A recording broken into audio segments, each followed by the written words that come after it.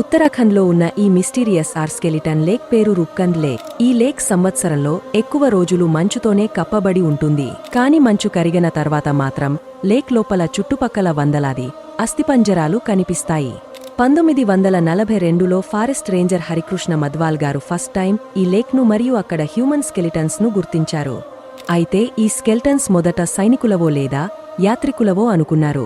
కాని 25 ఏళ్లపాటు జరిపిన కొన్ని స్టడీస్ ప్రకారం ఈ స్కెల్టన్స్ డిఫరెంట్ టైం పీరియడ్స్కు చెందిన మనుషులవిగా గుర్తించారు. ఇక్కడ లభించిన కొన్ని స్కెలిటన్స్ 1200 ఏళ్లకు చెందినవి.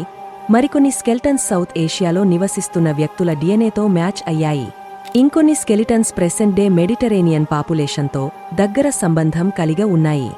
వారి తల వెనుక భాగంలో బలంగా ఒక క్రికెట్ బాల్ సైజు వడగలు తాకడం వల్లే మరణించినట్టుగా గుర్తించారు.